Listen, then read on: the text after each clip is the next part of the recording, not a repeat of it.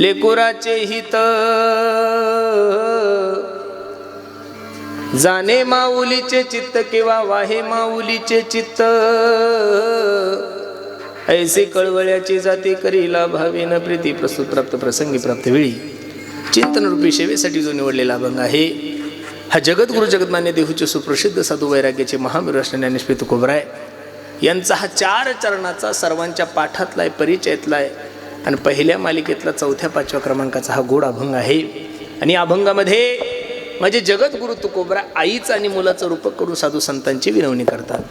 अभंगावर काही चिंतन करण्यापूर्वी अभंगाचा प्रतिपाद्य विषय तुम्हा सर्व मायबापासमोर ठेवण्यापूर्वी थोडासा परिहार द्यायचा. तो असा, आमच्या श्याम भैयाला पुत्ररत्न प्राप्त झाले आणि नामकरण विधीनिमित्त हा भव्य दिव्य स्वरूपाचा अचानक ठरलेला कार्यक्रम आहे. म्हणजे कालच ठरलं नियोजन, भजन करायचं ठरलं होतं ते म्हणे, पण दादा भजन करण्याच्या ऐवजी 1 तास आपण काय करू, कीर्तन सेवा करू. मानवी देहाला जन्माला आल्यानंतर माणसाच्या जीवनामध्ये 3 विधी असतात.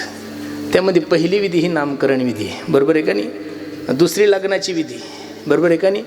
आणि तिसरी अंतविधी. ह्या 3 विधी माणसाची इच्छा असो तरी करावं लागतात आणि इच्छा नसली तरी करावं लागतात. आणि त्यामधील हा नामकरण विधीनिमित्त हा भव्य दिव्य स्वरूपाचा कार्यक्रम आमच्या सर्व शितोळे परिवाराने अगदी गोड नियोजन केलंय. नजर लागावं एवढा गोड कार्यक्रम आहे. अगदी थोड्या वेळामध्ये ज्ञानोबराय तुकोबरायची भूमिका ज्ञानोबराय जशी बुद्धी देतील तसं तुमच्यासमोर ठेवतो. विठ्ठल विठ्ठल विठ्ठल.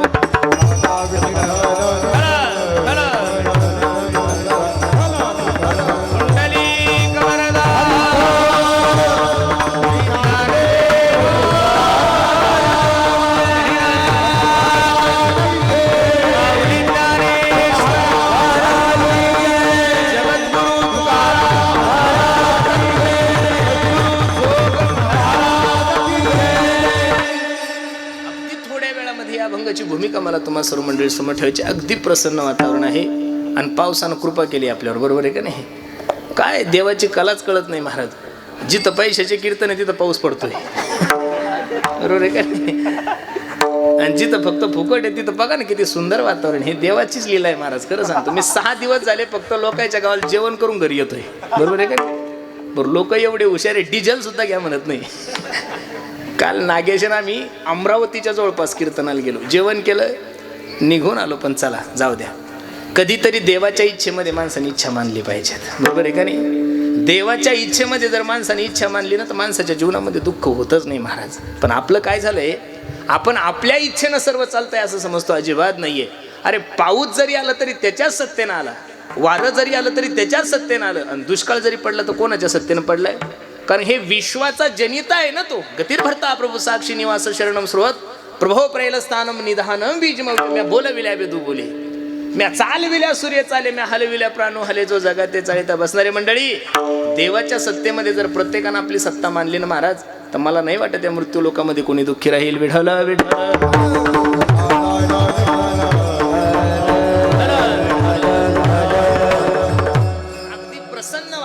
या प्रसन्न वातावरणामध्ये ज्ञानोबराय तुकोबराय जशी सद्बुद्धी देईल तसे अभंगाचा विचार करू. अभंग जगद्गुरु तुकोबरायांच्या सर्वांच्या पाठातला आहे, परिचयातला आहे. तुकोबराय या अभंगामध्ये आईचं आणि मुलाचं रूप करून साधू संतांची विनवणी करतात. बसणारे मंडळी, या समाजामध्ये प्रामुख्याने 4 प्रकारचे वर्ग आहे. किती प्रकारचे वर्ग आहे? 4.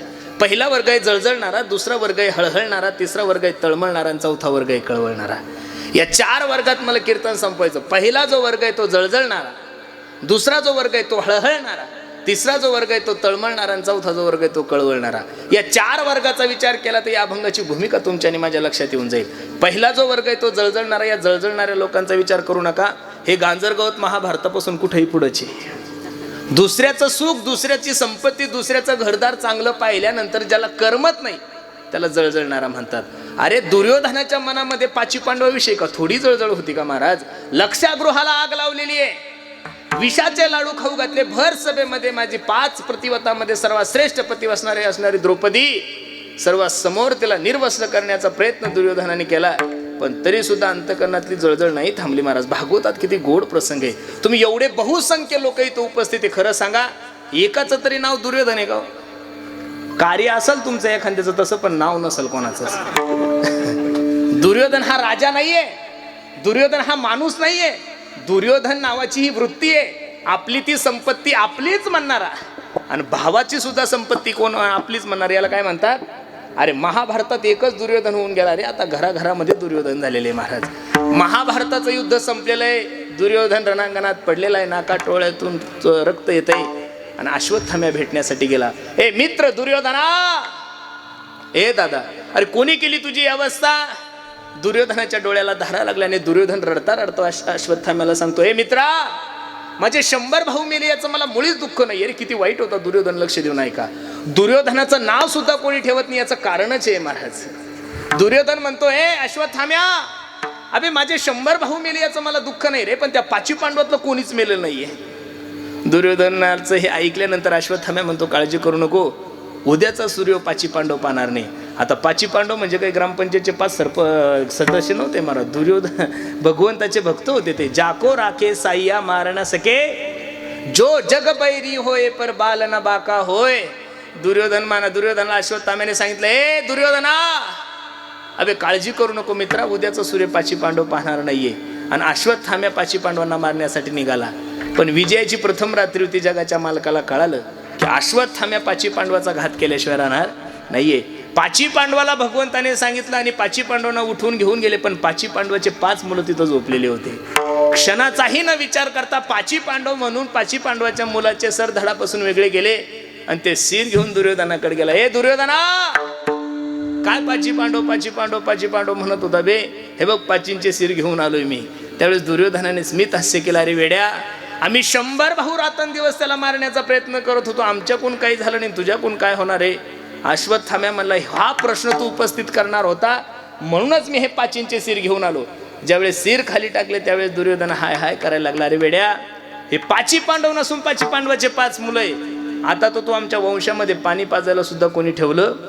इकडं ज्या मायमाऊलीचे 5 मुलं मेले असेल त्या मायमाऊलीची परिस्थिती कशी असेल? भागवतकाराने खूप गोड वर्णन केलंय पहा. माता शिशूनाम निधनम सुतानाम निशम्य घोरा परितप्यमाना तदारुदद्वाश्वकलाकुलाक्षी त्वं संत्वयन्नास किरीटमाला. दुर्योधना, द्रौपदीचं ते रडणं पाहिल्यानंतर सर्व 5 पांडवांना आक्रोश झाला. अर्जुनाने रथ तयार केला आणि भगवंताला सांगितलं, रथ आरूढ कर. आणि रथावर अर्जुन आरूढ झाला आणि अश्वत्थाम्याला द्रौपदीच्या समोर घेऊन आला. बसणारी मंडळी, द्रौपदी समोर अश्वत्थाम्याला उभं केलं आणि अर्जुन सांगतो, हे द्रौपदी, झोपीत असताना तुझ्या 5 मुलाला या नराधमाने मारले, याला काय शिक्षा देऊ सांग? याचे तुकडे तुकडे करू, याला समुद्रात फेकून देऊ, याचा शिराच्छेद करू, काय करू? द्रौपदीच्या डोळ्याला धारा लागल्याने आपल्या मालकाला सांगितलं, मालक मारू नका त्याला, मुच्यतामेश ब्राह्मणो नितराम गुरु. मला तुम्हाला हा प्रसंग याच्यासाठी सांगायचा होता की ज्या दुर्योधनाने जीवनभर 5 पांडवांचं काय केलंय, वाईटच सोसलं महाराज. म्हणून जळजळणाऱ्या लोकांचा जास्त विचार करायचा नाहीये. दुसऱ्याचं सुख, दुसऱ्याचा आनंद पाहिलं की ज्याला करमत नाही त्याला जळजळणारे म्हणतात. या जळजळणाऱ्या लोकांचा विचार करायचा नाही. दुसरा वर्ग आहे हळहळणारा. आज प्रत्येक व्यक्ती प्रत्येकाच्या दुःखानं दुःखी. कबीर बाबा सांगतात, जो देखे सो दुखिया बाबा, सुखिया कोई नहीं रे. राजा दुखिया, प्रजा दुखिया, ट्रबल कमी करा, दुखिया दिन बैरागी. बसणारे मंडळी, या देशाचा राजा सुद्धा दुःखी आहे. आणि ज्या देशाचा राजा दुःखी, त्या देशाची प्रजा कधीच सुखी राहू शकत नाही. आणि ज्या देशाची प्रजा दुःखी आहे त्या देशाचा साधूही कधी दुःखी राहू शकत नाहीये. अरे जे दुःख तुम्हाला आहे ते मला नाहीये, जे मला आहे ते तुम्हाला नाही, पण प्रत्येक व्यक्तीला कोणतं कोणतं दुःख निश्चित आहे महाराज. या जगामध्ये असा माणूसच नाहीये की तो सुखी आहे. जगे सर्व सुखी असा कोणी आहे विचारी मना तोची. प्रत्येकाच्या दुःखाचं कारण भिन्न भिन्न आहे. कोई तन दुखी, कोई मन दुखी, कोई धन बिना रहत उदास. थोडे थोडे सब दुखी सुखी राम के दास. काही लोकांकडे प्रॉपर्टी भरपूर आहे पण शारीरिक सुख अजिबात नाहीये. 100 कोटीचे मालक आहे महाराज. आणि आम्ही जर कीर्तनाच्या माध्यमातून त्यांच्या घरी जेवायला गेलो तर आमच्या ताटामध्ये 40 पदार्थ असतात आणि त्याच्या ताटामध्ये 2च पदार्थ, मुंगाची डाळ आणि ज्वारीची भाकर. आपण म्हणू साहेब खा ना, ते म्हणतो छे छे. आपण म्हणू साहेब थोडं घ्या की हो, ते म्हणतो छे छे. आपण म्हणू साहेब थोडं खा की. तो म्हणतो महाराज डॉक्टरने फक्त गोळ्याच खायच्या सांगितल्या, सकाळी 2 दुपारी 2 आणि संध्याकाळी 2. या महाराष्ट्रामध्ये असे काही लोक आम्ही पाहिले की कारखाने 5-5 कारखान्याचे चेअरमन येते स्वतः. किती कारखान्याचे? 5-5 कारखान्याचे चेअरमन आहे. पण चहा पाहिली तरी शुगर वाढते. देव म्हणे खुर्चीवर बसायचं, साखर खायची. मी खरं सांगू का महाराज, माझ्या देवासारखा हुशार माणूस या जगामध्ये कोणीच नाहीये. देवानं प्रत्येकाला कुठंतरी कमी ठेवलंय म्हणून तुम्ही लोक कीर्तनात बसलेले गड्यांनो. तुम्ही लोक जे मंदिरात जाता ना, तुम्ही कमी म्हणून मंदिरात जाता. अरे तुमच्याकडे काही नसून तुम्ही देवाला मानत नाही. तुमच्याकडे प्रत्येक गोष्टी काही ना काहीतरी देवानं कमी ठेवलंय म्हणून आपण पांडुरंगाचं भजन करतोय, कीर्तनाला येऊन बसतो. सगळ्या गोष्टी जर माणसाच्या मनासारख्या झाल्या ना, मंदिरं बंद आणि कीर्तन बंद झाल्याशिवाय राहणार नाही महाराज. कुठंतरी लोक आपण अपूर्ण आहे म्हणून देवाकडे जातोय. म्हणून प्रत्येकाच्या दुःखाचं कारण भिन्न भिन्न आहे. कोई तन दुखी, काही लोक शरीरानं दुःखी महाराज. अब्जावधी रुपयाची प्रॉपर्टी पण खाता काहीच येत नाहीये. खायला गेलं की जमत नाही, बरोबर आहे का नाही? आणि देव असा आहे ज्यावेळेस खाऊ वाटतं त्यावेळेस देत नाही, आणि ज्यावेळेस नकोय त्यावेळेस दिल्याशिवाय राहत. त्यामध्ये आमच्या महाराज लोकांचं तर असं मरण आहे, बापरे बापरे बापरे बाप. आम्ही आता नित्य प्रवासी लोक आहे, असं वाटतं चपाती खाल्ली पाहिजेत, बेसन खाल्लं पाहिजेत. नाही नाही नाही, लोक म्हणतात महाराज तुम्ही पहिल्यांदाच आमच्या घरी येतात, खा गुलाबजाम. म्हणजे इच्छा नसली तरी आमचं नशीब तर एवढं खराब आहे. राहणंही तुमच्याच मनावर, बोलणं सुद्धा तुमच्याच मनावर, वागणं सुद्धा तुमच्याच मनावर. जेवण तर कमीत कमी आपल्या मनावर पाहिजेत, जेवण सुद्धा तुमच्याच मनावर, कीर्तन तुमच्या मनावर. अरे कमीत कमी बुक्का तर आमच्या मनावर, तो बी तुमच्याच मनावर. म्हणजे महाराजाच्या मनावर काही राहिलेलं नाहीये. म्हणून खरं सांगू, बरेचसे लोक शरीरानं दुखी आहे, कोई तन दुखी, कोई मन दुखी. आणि मनानं दुखी असणाऱ्या माणसाचा भरणा खूप वाढला. एक सांगू, HIV सारखा महारोग जर झाला तर त्याच्यावर सुद्धा डॉक्टर लोकांनी औषध काढलेले. कोरोना सारख्या महामारीवर सुद्धा डॉक्टर लोकांनी औषध काढले. ब्लड कॅन्सर असं अनेक प्रकारचे कॅन्सर आहे, त्याच्यावर सुद्धा डॉक्टर लोक निदान करता येते. पण दुसऱ्याचा आनंद पाहिल्यानंतर ज्याला करमत नाही, अशा मनदुखी असणाऱ्या माणसाचा इलाज आतापर्यंत कोणत्याच दवाखान्यात झालेला. कोई तन दुखी, कोई मन दुखी, कोई धनबिना रहत उदास. सर्व जग दुःखी आहे. म्हणून जळजळणाऱ्याचाही विचार करायचा नाही, हळहळणाऱ्याचाही विचार करायचा नाही. तिसरा जो वर्ग आहे तो तळमळणार आहे. काय तळमळणाऱ्या वर्गाचं वर्णन आहे? नाटाच्या अभंगामध्ये तुकोबरा एका ठिकाणी गोड वर्णन करतात. ऐसी चिंता करी सदा सर्व काळ,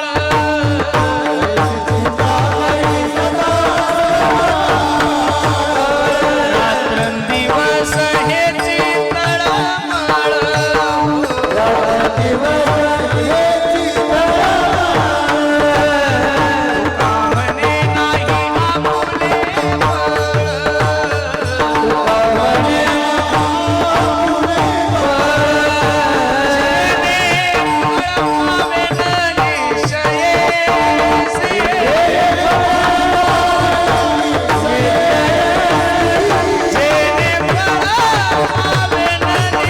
आपुले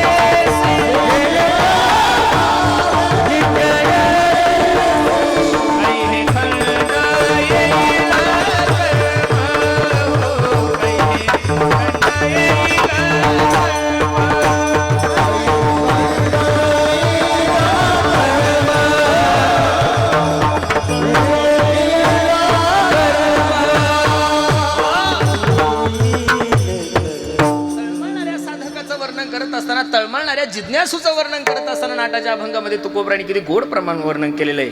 ऐसी चिंता करी सदा सर्व काळ, रात्रंदिवस हेची तळमळ तुका म्हणे नाही आपले बळ, जेणे फळ पावेन निशेषी. या नाटाच्या अभंगाची सुरुवात बसणारे मंडळी, काही मी उद्धार पावेन, काही कृपा करीला नारायण ऐसे तुम्ही सांगा, संत जन करा समाधान चित्त माझे. बसणारी मंडळी, त्या साधकाची, त्या जिज्ञासूची अवस्था कशी आहे?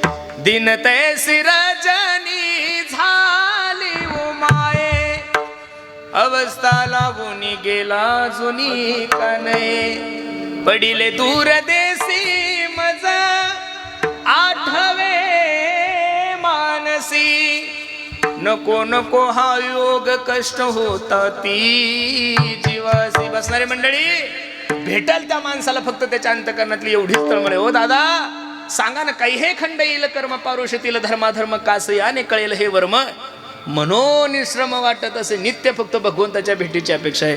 पुसावेसी हेची वाटे जे जे भेटे तयासी, देव कृपा करील मज काय लाज राखील. मायबाप मातंग ऋषीने शबरी आई साहेबाला सांगितलं होतं, शबरी ए शबरी, तुझी सेवा, तुझी भक्ती, तुझं प्रेम पाहून मी प्रसन्न आहे ग, काळजी करू नको. विश्वाचा मालक अयोध्या नरेश प्रभू रामचंद्र भगवान परमात्मा तुला एक दिवस भेट देईल. माया हो, 14 वर्ष वाट पाहिली शबरीने. किती वर्ष वाट पाहिली? किती? 14 वर्ष.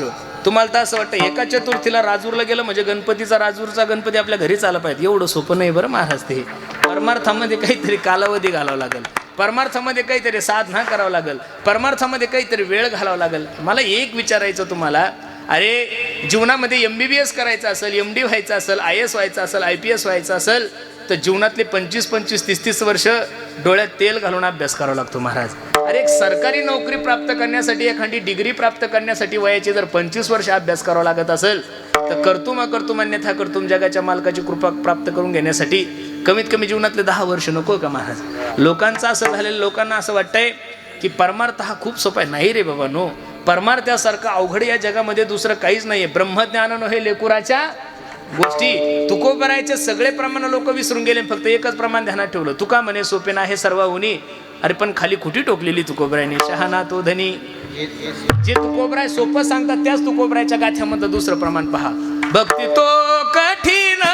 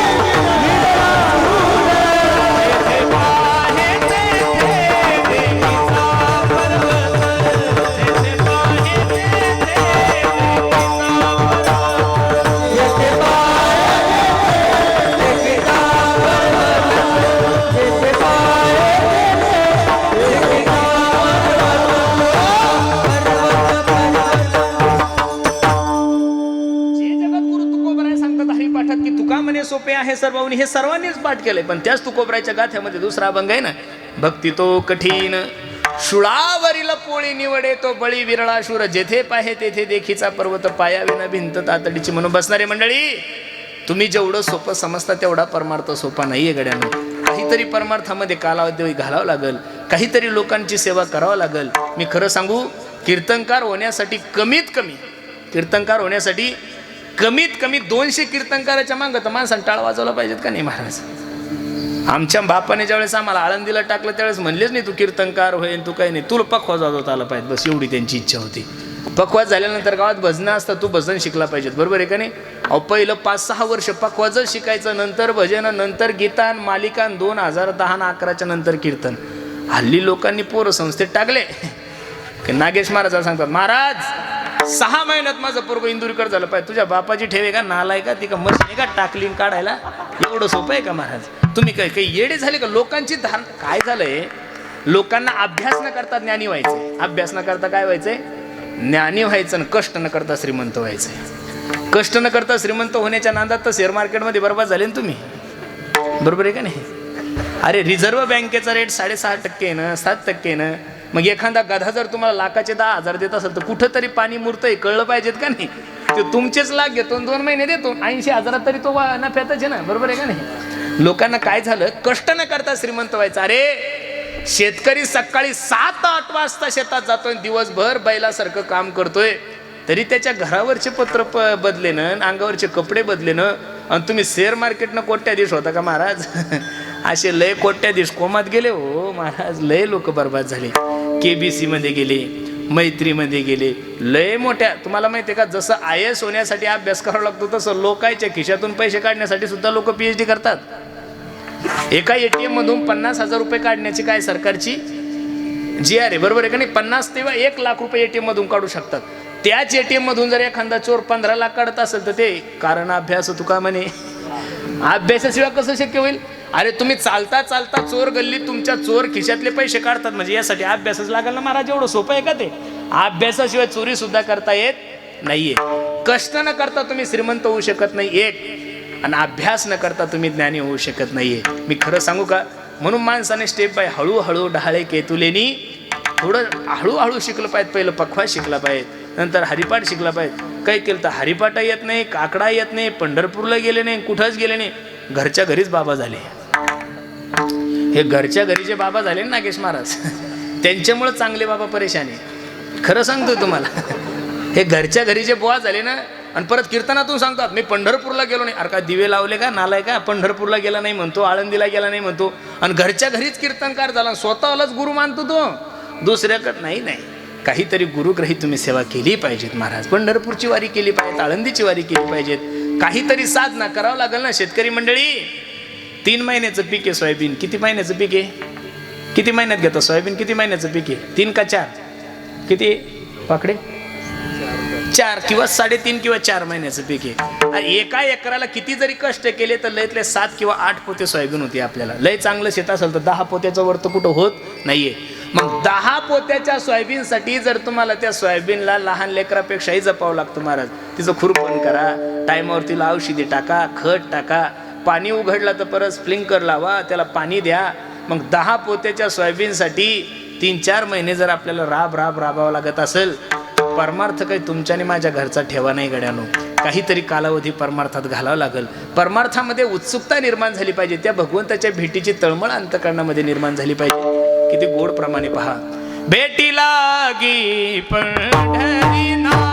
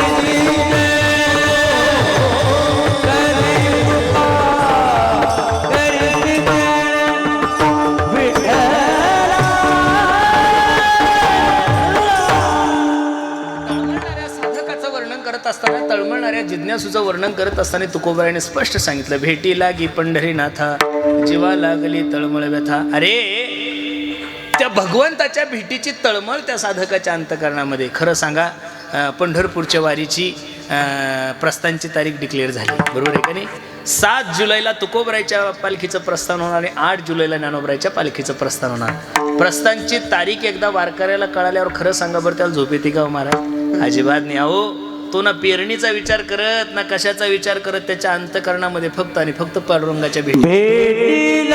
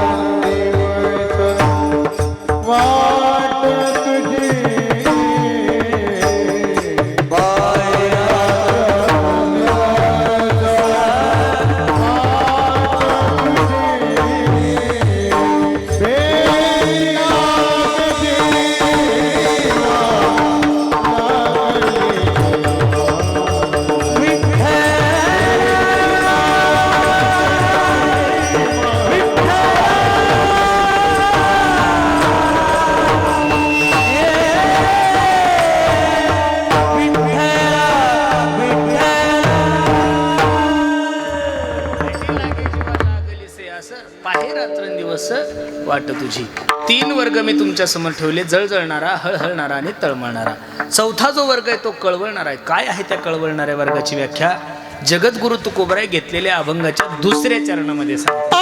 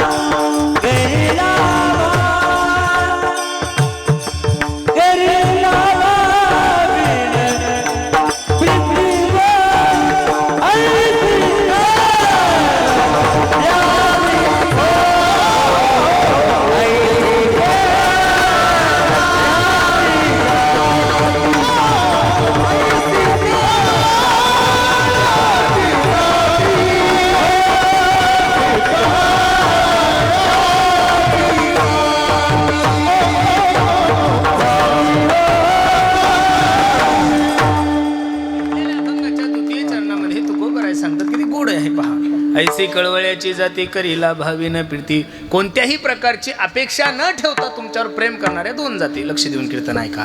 कोणत्याही प्रकारची अपेक्षा न ठेवता, कोणत्याही प्रकारचा लोभ अंतकरणामध्ये न ठेवता तुमच्यावर प्रेम करणारे या जगामध्ये 2च जाती.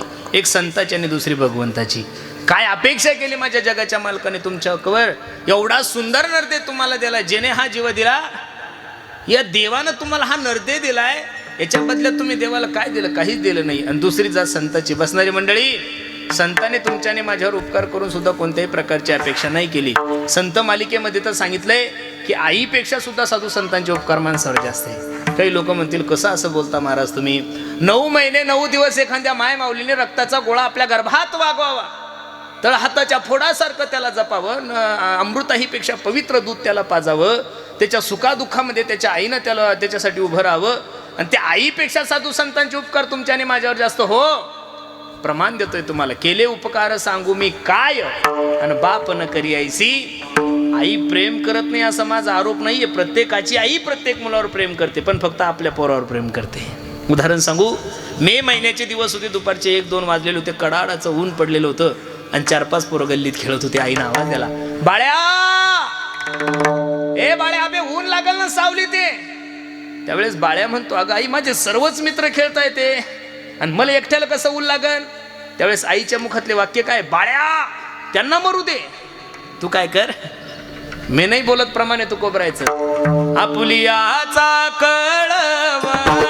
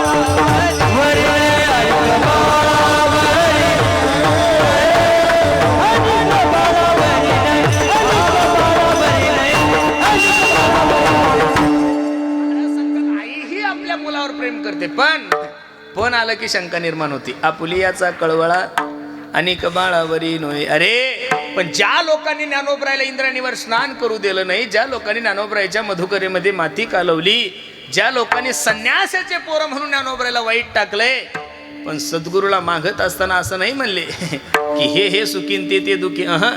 किंबहुना सर्व सुखी पूर्ण होणे तिन्ही लोकी भजिजो आदि पुरखी अखंडित. महात्मा या शब्दाचा अर्थ काय आहे? महान यश आत्मासह महात्मा. ज्याचा बोध व्यापक आहे, ज्याचे विचार व्यापक आहे, अशाला महात्मा म्हणायचं का हो? अशा साधू संतांनी तुमच्यावर काय उपकार केले? महाराज सांगतात, रात्रंदिवस तुम्हाला या अज्ञान अंधकारामधून जागवण्याचा प्रयत्न केला. तुका म्हणे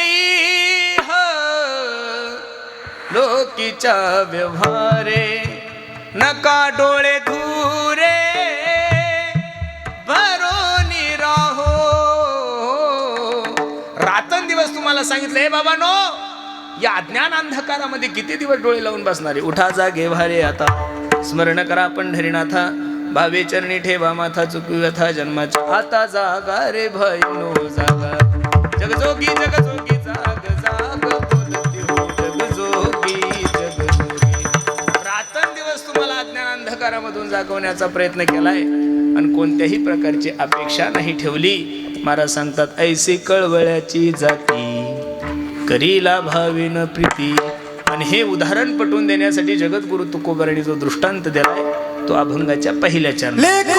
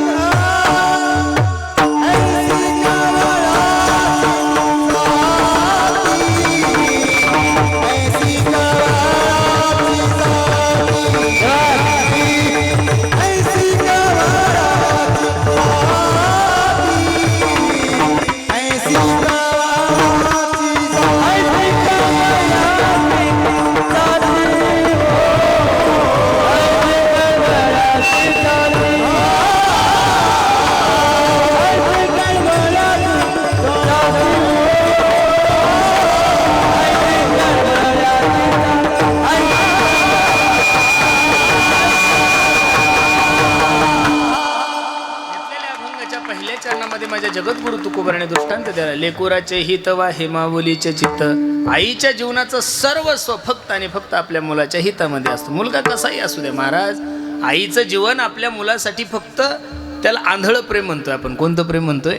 मुलगा चुकीचा जरी असला तरी आई मुलावरच प्रेम करते. उलट खरं सांगू का, जेवढं प्रेम आई चांगल्या मुलावर करत नाही तेवढं प्रेम वाईट मुलावर करते. एखादा इंजिनियर असावा आणि एखादा डॉक्टर असावा आणि शेवटचा दारू पित असावं, खरं सांगा आई कोणावर प्रेम जास्त करते? दारू पिणाऱ्यावरच करते का? तिला वाटतं बाई डॉक्टरचाही संसार झालेला आहे, इंजिनियरचाही संसार झालेला आहे, माझ्या छोट्या पोराचं कसं होईल म्हणून. खरं सांगू का, आईच्या जीवनाचं सर्वस्व फक्त आणि फक्त आपल्या मुलाच्या हितामध्ये आहे. पण माऊली हा शब्द तुमच्याही आईसाठी नाही आहे आणि माऊली हा शब्द माझ्याही आईसाठी नाही आहे. आई शब्द जर, माऊली हा शब्द जगद्गुरु तुकोबाने स्वतःच्या आई संबंधानं जर वापरला असेल तर गाथ्यामध्ये तुकोबरायचा एक अभंग देतो, माये बापे सांभाळीती लोभा कारणे पाळीती. बसणारे मंडळी, प्रत्येक आई आपल्या मुलाचं संगोपन करते, खूप काही कष्ट करते. काय नाही करत महाराज त्या मुलांसाठी? अरे राब राब मायबाप राबतात. पण बसणारे जेवढे काही मायबाप आहे, माझ्या प्रश्नाचं उत्तर द्या. तुम्हाला असं वाटतं का म्हातारपणी तुमच्या पोरांनी तुम्हाला घराच्या बाहेर काढावं असं वाटतं? नाही नाही नाही नाही. जगातल्या प्रत्येक आईला असं वाटतं की म्हातारपणी माझ्या पोरांना बायकोचा बैल झालं नाही पाहिजेत. जगातल्या प्रत्येक आईचा तो स्वभाव आहे ना, माझ्या मुलाने मला सांभाळलं पाहिजे, माझ्या मुलाने मला टाइमवर दवाखान्यात नेलं पाहिजे, माझ्या मुलाने मला 2 टाइम जेवायला. माय बापे सांभाळीती लोभा कारणे पाळती. प्रत्येक आईच्या अंतकरणामधला आणि बापाच्या अंतकरणातला तो लोभ आहे की म्हातारपणी माझ्या लेकराने मला सांभाळलं पाहिजे. पण जगामध्ये एक जात अशी आहे, ती म्हणजे संतांची. कोणत्याही प्रकारची लाभ नाही, कोणत्याही प्रकारची अपेक्षा नाहीये. आणि मी तर माफी मागून एक वाक्य बोलण्याचं धाडस करतो गड्यानो, संत सोडून जगातले जेवढे काही पात्र आहे तेवढे सगळे स्वार्थी. प्रमाण घ्या. जोवरी चळन गा तोवरी म्हणती माझा, मानती लहान थोर, देह सुखाची अकाजा, इंद्रिय मावळली, आला बाबुल आजा, कैसा विपरीत झाला, तोची देह नव्हे तुझा. या जगाची एक रीत आहे. जेवढे काही लोक तुमच्यावर प्रेम करतात ते फक्त आणि फक्त स्वार्थापोटी करतात. महाराजांचं प्रमाण, जन हे सुखाचे दिला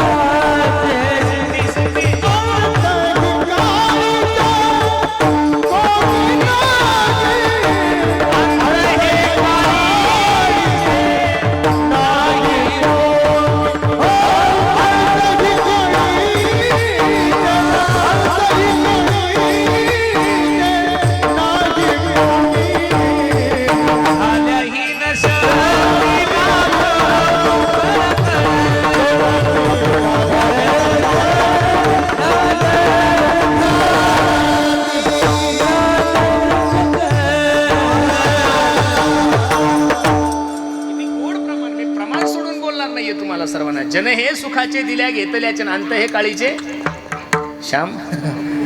शेवट झाला पण कुत्र्यानं काही सोडलं नाही बाबा मला. बरोबर आहे का नाही? नको उद्या म्हणायला नको तुझ्या सासरवाडीत पुरुषोत्तम पाटलाच्या कीर्तनाला कुत्रही नव्हतं. बरोबर आहे का नाही? आले म्हणजे बरं झालं. बरोबर आहे का नाही? जन हे सुखाचे दिल्या घेतल्याचे अंत हे काळीचे.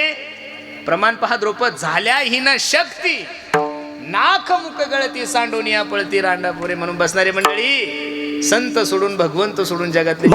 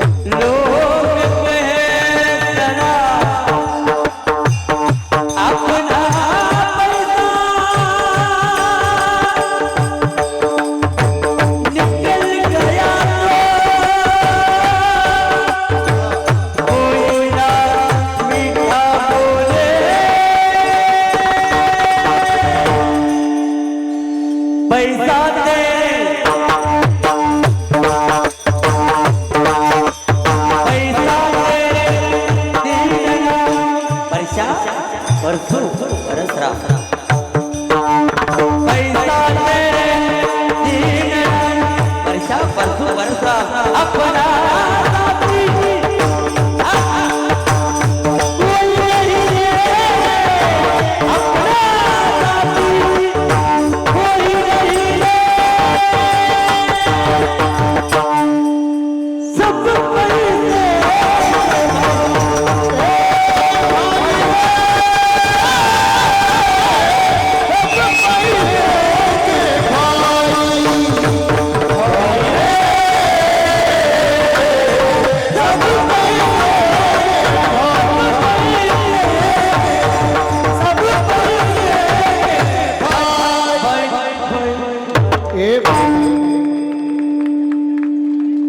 संपत्ती आहे तोपर्यंत लोक तुमच्या मागं पुढे जो वरी चळ नका.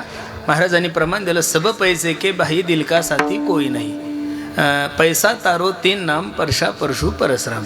ज्याच्याकडे पैसे नाही लोक त्याला परशा म्हणतात, ज्याच्याकडे थोडा पैसा आहे त्याला परशु म्हणतात. आणि प्युअर गादा असू द्या फक्त शावकार असू द्या तरी लोक त्याला परशुरामजी म्हणजे जी हा त्याला नसतो त्याच्या पैशाला असतो. हा जगाचा नेम आहे महाराज. जो वरी चळ नका तो वरी म्हणती माझा मानती लहान थोर देह सुखाचे या काजा इंद्रिय मावळली आला बागुला जा. म्हणून या जगामध्ये फक्त आणि फक्त तुमच्यावर प्रेम करणाऱ्या जाती दोन, संत आणि भगवंत. आणि त्यांचं वर्णन करत असताना तुकोबरायन सांगितलं लेकुराचे हित. लेकरू म्हणजे तुकोबरायन, माऊली म्हणजे ज्ञानोबराय, जेवढे काही साधू संत मंडळी आहे या अभंगाची भूमिका जर समजून घ्यायची असेल तर शेवटचं प्रारंभ पाहावं लागेल. तुका म्हणे माझे तुम्हा संतावरी. याच्या अगोदरचे प्रमाण पहा. आता तुम्ही कृपावंत साधू संत जेवलग गोमटे ते करा माझे भार ओझे. आता तुम्ही कृपावंतच्या अगोदर तुम्ही सनकाधिक संत मनविता कृपावंत. एवढा करा उपकार देवा सांगा भाकावी करुणा विणवा वैकुंठीचा राणा. तुका म्हणे मजा आठवा आणि मूळ लवकरी पाठवा. हे सगळे अभंग जगद्गुरु तुकोबराय विनंती पर ज्ञानोबराय तुकोबरायच्या जीवनावर ओझ तुकोबराय सांगतात. मी सांगू तुम्हाला मानवी देहाला जन्माला आल्यानंतर माणसाने ओझ एक तर देवावर टाकलं पाहिजे नाही तर साधूवर टाकलं पाहिजे. अरे माणसानं माणसावर ओझ टाकून फायदा काय. उघड्या शेजारी नागवं गेलं रातभर इवान मेलं. जगातला कोणताच मनुष्य तुमच्या इच्छा पूर्ण नाही करू शकत. का हे जग अपूर्ण आहे आणि अपूर्ण मनुष्य तुम्हाला पूर्णत्वाचं ज्ञान कधी देऊ शकत नाही. परिपूर्ण फक्त संत आणि दुसरे भगवंत. मग संतांना तुमची अडचण सांगा. तुकोबराय सांगता तुका म्हणे तुम्ही निरविल्यावरी मग मज हरी उपेक्षणा. त्याच्या अगोदर तुकोबराय किती छोटे होतात. कृपाळू सज्जन तुम्ही संतजन ह्याची कृपादान. अनाथ अपराधी पतिता आगळा परिपाया वेगळा नका करू. तुकोबराय ते सांगतात ज्ञानोबराया तुम्ही जर ठरवलं ना, तुम्ही जर माझ्या हाताला धरलं ना तर पांडुरंगाची इच्छा असो नसो पांडुरंगाला माझा उद्धार करणंही करणं. म्हणून तुकोबराय सांगतात तुका म्हणे माझे तुम्हा संतावरी ओझे ऐसी कळवळ्याची जाती करीला भावी प्रीती विठोबा रखुमाई.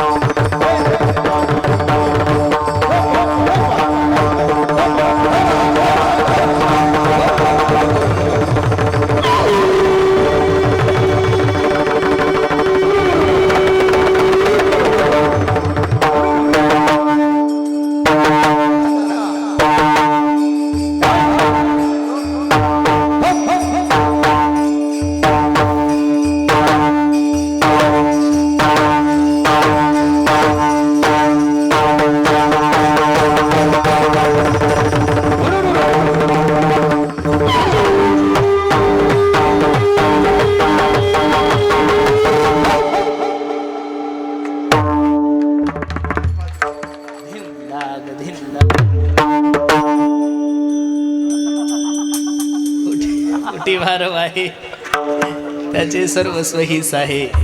ऐसी कळवळ्याची जाती करीला भाविन प्रीती विठ्ठल विठ्ठल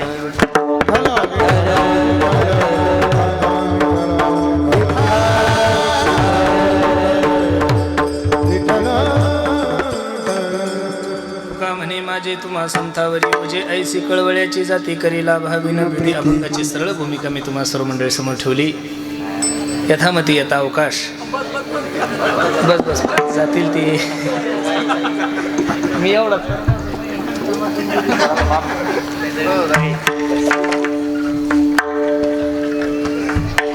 अभंगाची सरळ भूमिका मी तुम्हा सर्व मंडळी समोर ठेवली.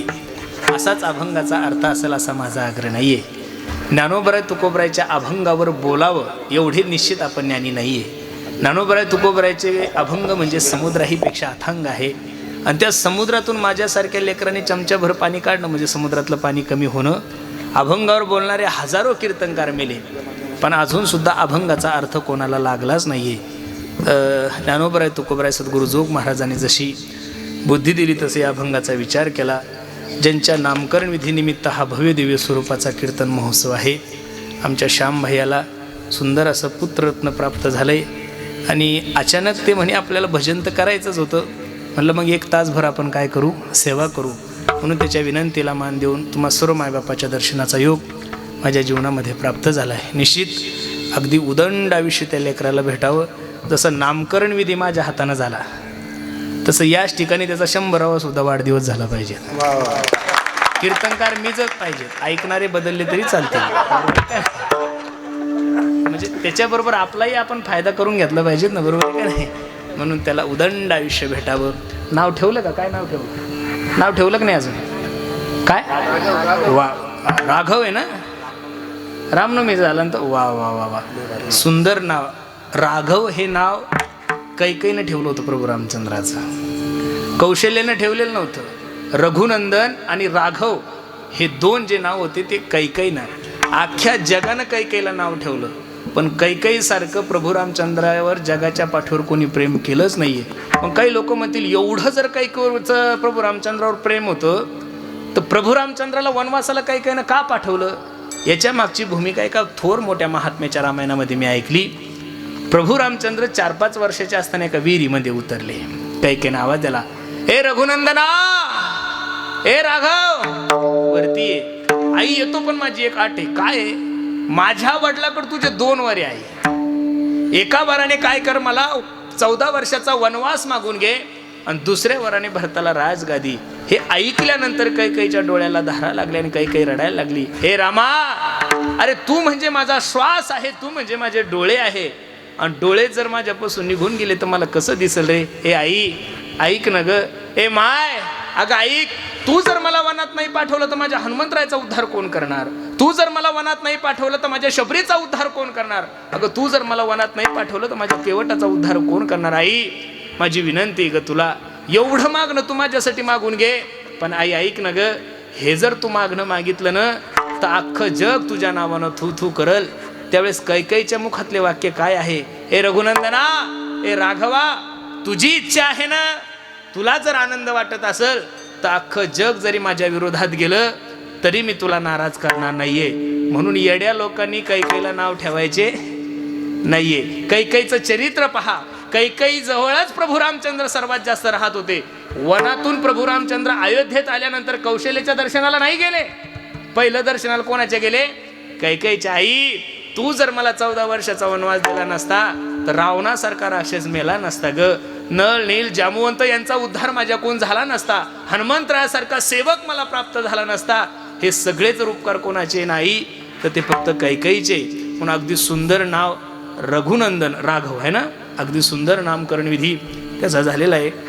तुम्हा सर्व मायबापाच्या दर्शनाचा योग माझ्या जीवनामध्ये प्राप्त झाला. पुनश्च एकदा सर्वांच्या चरणी मी माझा माता ठेवतो, वाणीला पूर्ण विराम देतो.